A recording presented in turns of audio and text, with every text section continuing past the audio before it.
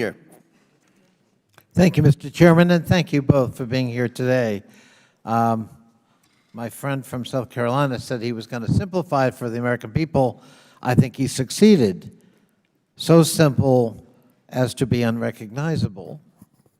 And if we're going to talk about Ukraine and Burisma, let's remember that the President of the United States, not Joe Biden, Donald J. Trump, was impeached over a phone call to the President of Ukraine wanting to get dirt on this very subject, on this very individual, with this very company, and withheld military equipment desperately needed, as we now know, including Javelin missiles, which are very useful in anti-tank warfare, to get it, for which he was impeached, quite correctly.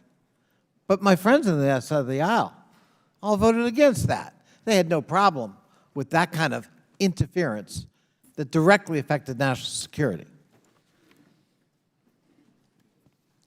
Mr. Shapley and Mr. Ziegler, you both testified about the fact that you've been subject to criticism, ridicule, public disclosure, perhaps menacing comments because you've come forward. Is that correct?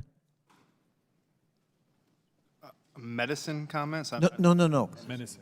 Oh, menacing comments. Menacing comments. Yes, sir. And you too, Mr. Ziegler. Yes. Right. Yes, I have. That must be a terrible feeling. And whoever does that, I think you'd probably both agree, is doing a disservice to the country and to you individually.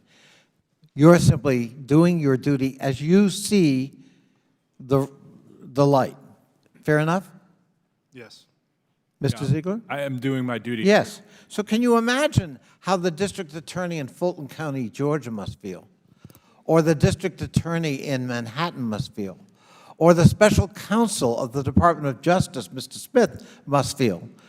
When the very subject of an indictment or a pending indictment takes to public rallies and ridicules them by name, disparages them by name, characterizes them by name, putting them and their families at the same risk you're experiencing.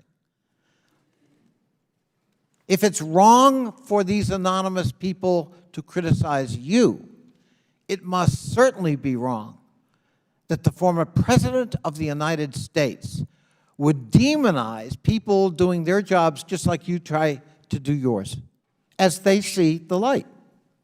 You can disagree with their judgment, but it's not right to disparage their character. And what's so ironic about this hearing is, again, not one mention on the other side of the aisle about that malign behavior by the very subject of the indictment. And speaking of interference, the American people know President Trump pressured the Justice Department, which we're talking about here today. Like, wouldn't that be wrong if someone did that? To go easy on his friend Michael Flynn. We know when President Trump's handpicked Attorney General William Barr took the reins, he pressured officials to reduce their sentencing for Roger Stone and glossed over Robert Mueller's 2016 presidential election report saying it exonerated the president, when in fact Robert Mueller explicitly said no, it did not, and listed 10 specific items of obstruction of justice he recommended be pursued, and pointed out, lest we misunderstand the pursuit part, he couldn't indict a sitting president according to DOJ guidelines. But he said in his report, an enterprising district attorney, once that president left office, might want to pursue it. According to recent reporting in the New York Times, former President Trump explicitly told his chief of staff, John Kelly, that they, quote, ought to investigate and get the IRS on former civil servants that Mr. Trump considered his political enemies. Explicit testimony from his own chief of staff.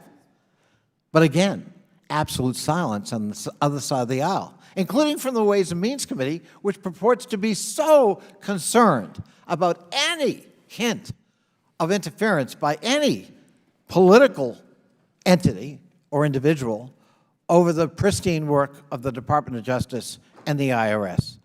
An agency, I might add, another piece of irony of this hearing, that has been disparaged as the hobnob, boot on the neck of the American taxpayer for so long by the majority, and denied resources by the majority.